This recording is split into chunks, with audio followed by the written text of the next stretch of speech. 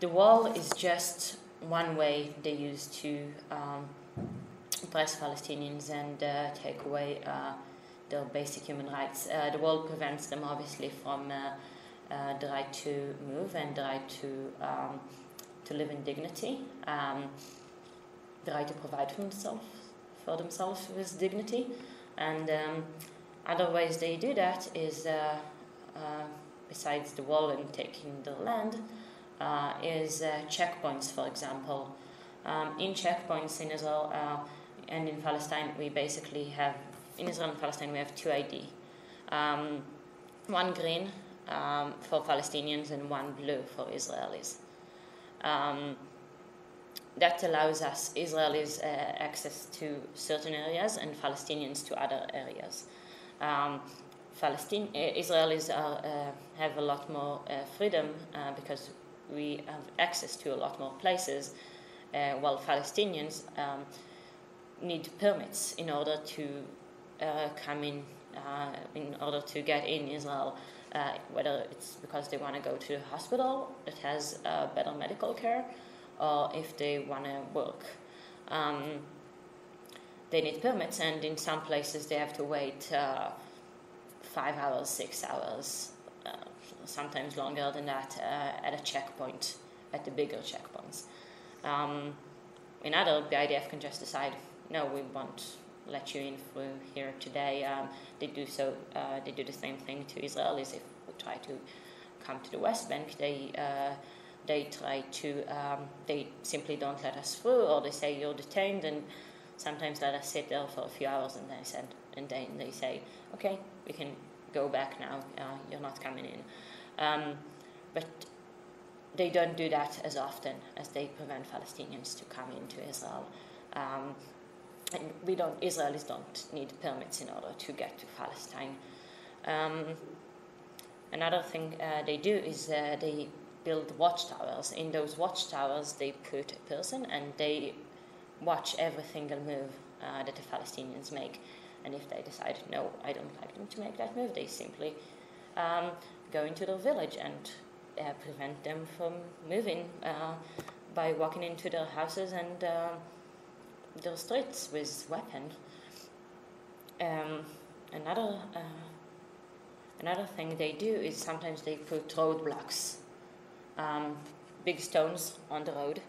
I'm going to show you some pictures of Palestine while I talk about it. 1 second.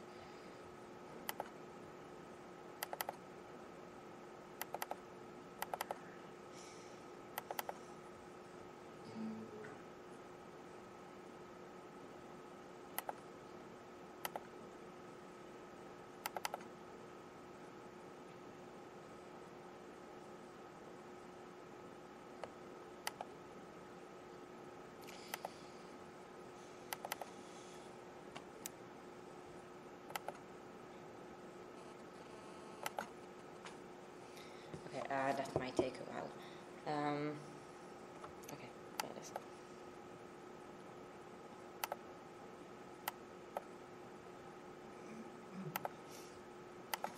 Okay, basically they put large blocks of concrete on the ground, and they tell them you can't go through here.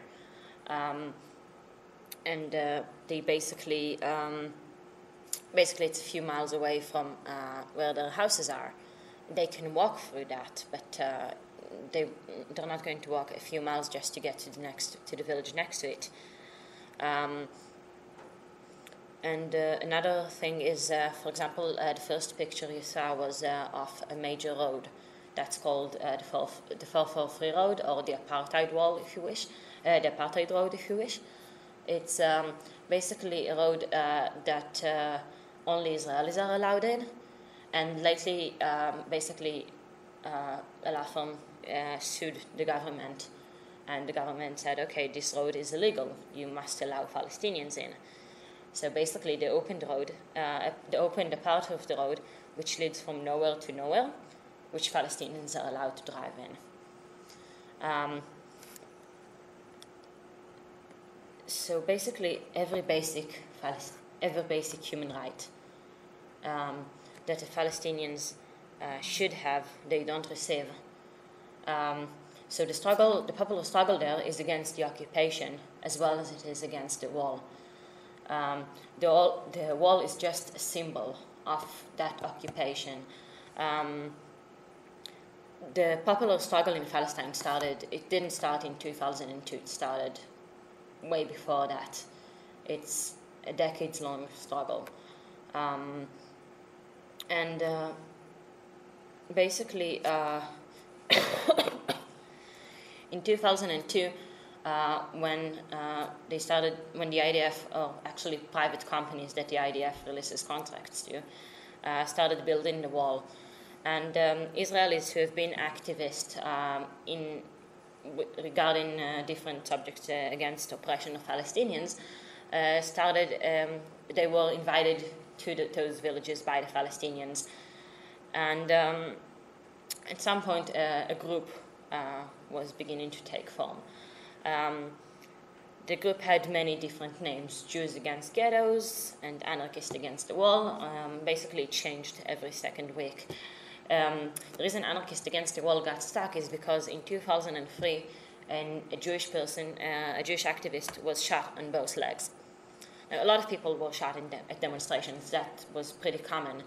What was rare is that it was a Jewish person who was shot.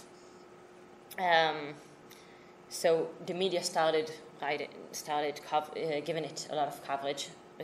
Anarchists Against the Wall received a lot of media coverage, and because that specific week we were called Anarchists Against the Wall, the name got stuck. This is the Watchtower, by the way.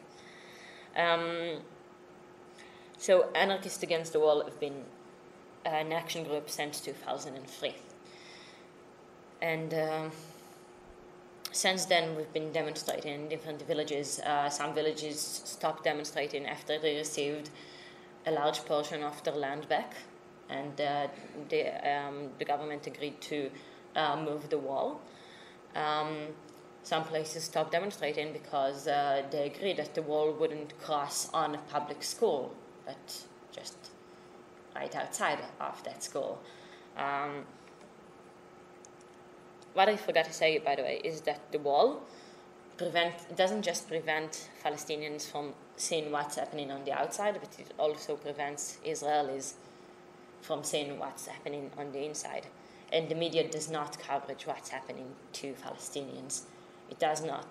They do not care. They only give it some media coverage and just a little bit when something happens to Jewish Israelis or something happens to internationals.